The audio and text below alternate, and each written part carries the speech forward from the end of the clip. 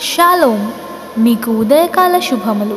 అనుదిన వాక్య ధ్యానం డైలీ బ్రెత్కు మీకు స్వాగతం. Praise the Lord. ఈ దినము కొరకు సిద్ధపరచబడిన దేవుని వాక్యము మత్తయి సువార్త 28వ అధ్యాయము 7వ వచనం. ఆయన మృతులలో నుండి లేచియున్నాడు. ప్రభునందు ప్రియులారా, ముందుగా మీకు హృదయపూర్వక వందనములు తెలియచేస్తూ ఈస్టర్ శుభాకాంక్షలు కూడా అందిస్తూ ఉన్నాను. ప్రభువు మృతుల్లో నుండి లేవడం అంటే పునరుద్ధానం. యేసుక్రీస్తు ప్రభువారు మరణంపై విజయం సాధించి 3వ రోజున తిరిగి సజీవుడైనాడు. పునరుద్ధానం అనేది క్రైస్తవ విశ్వాసానికి ఆధారం. పునరుద్ధానం లేకుండా రక్షణ లేదు.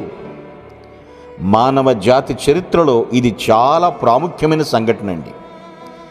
దీని మూలంగానే యేసుక్రీస్తు దేవుని కుమారుడుగా నిరూపించబడి రక్షణకు మార్గం తెరవబడింది. మానవుని జీవితం అండి సమాధితో ముగుస్తుంది, కానీ యేసుక్రీస్తు జీవితం అలా కాదు. 3వ రోజున సమాధి నుండి బయటకు వచ్చాడు. ఇది మరణం దానిపై సాతానుపై విజయాన్ని ప్రకటిస్తుంది. మరణంపై విజయమే సాతానుపై విజయాన్ని ప్రకటించటమే అన్నమాట. ప్రభుని వెంబడించినటువంటి శిష్యుల్లో ముఖ్య శిష్యుల్లో ఒకడు పేతురు కూడా చాలా ధైర్యంగా, చాలా నమ్మకంతో మాట్లాడాడు. తన పత్రికలో ఈ మాటలు ఉంటాయి. అలాగే అపొస్తలుల కార్యంలో ప్రప్రథమ ప్రసంగం చేసేటప్పుడు కూడా 2:24 ఉంటుంది. మరణము ఆయనను బంధించి ఉంచుట అసాధ్యము గనుక దేవుడు మరణ వేదనలు తొలగించి ఆయనను లేపెను. ఇది ఎప్పుడో చెప్పిన మాటలు కాదు. క్రీస్తు మరణించి పునరుద్ధానమై ఈ సంఘటనలు జరిగి జస్ట్ ఒక 2 నెలల కంటే తక్కువ సమయంలోనే, అంటే ఆయన మరణ పునరుద్ధానములు ఇంకా సంచలన వార్తగా ఉన్నప్పుడే మాట్లాడాడు పేతురు. క్రీస్తు సిలువేయబడడం చాలామంది సాక్షుల ముందు బహిరంగంగా జరిగింది. ఆయన ఖాళీ సమాధి కొద్ది దూరంలో, ఎవరైనా వెళ్ళి తనిఖీ చేసుకోవచ్చు, చెక్ చేసుకోవచ్చు, అందుబాటులో ఉంది. క్రీస్తు నిజంగా చనిపోకపోయి ఉంటే పేతురు మెసేజ్ విని ప్రజలు నవ్వేవారు, లేదా విడిచిపెట్టేసేవాళ్ళు, విస్మరించేసేవాళ్ళు. యేసుక్రీస్తు ప్రభువారు పునరుద్ధానుడు అవ్వకపోయి ఉంటే అధికారులు ఆయన శరీరాన్ని తీసుకుని వచ్చి ఈ క్రొత్త విశ్వాసానికి ఎప్పుడో ఫుల్ స్టాప్ పెట్టేసేవాళ్ళు, ముగింపు పలికేసేవాళ్ళు.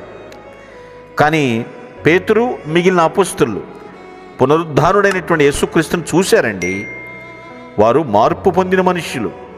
సో గొప్ప విశ్వాసంతో, దృఢ నిశ్చయతతో ఈ యొక్క సువార్తను ప్రకటించారు వాడు. మన విశ్వాసం మరియు విశ్వసనీయత కూడా ఖాళీ సమాధి యొక్క సత్యంపై ఆధారపడి ఉంటుంది. ఎందుకో తెలుసా? క్రీస్తు పునరుద్ధానం యొక్క అర్థం ఆయన దేవుని కుమారుడనియు ఆయన మాట విశ్వసనీయమైనదనియు తెలుసుకున్నటమే కదా. అవునండి, పాపం కోసం ఆయన చేసిన త్యాగం ఉంది చూశారు, అది దేవునికి ఆమోదయోగ్యమైనది.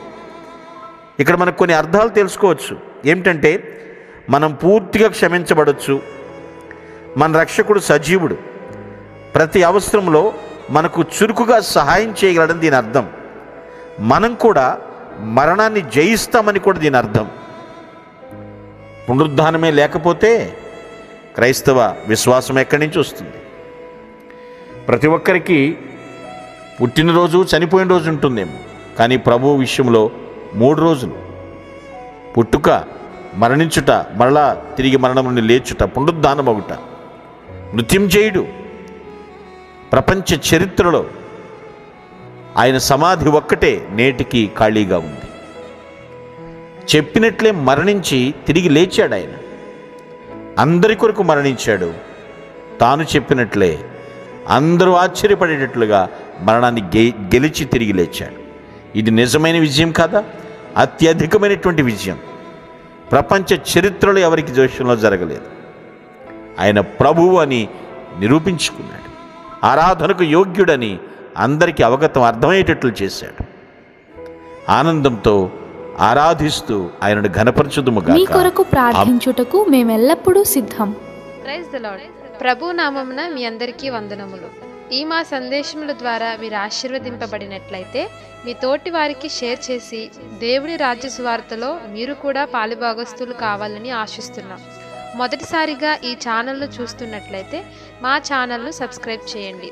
వీడియోలు నోటిఫికేషన్ రూపంలో పొందుటకు బెల్ బటన్ని ప్రెస్ చేయండి. God bless you.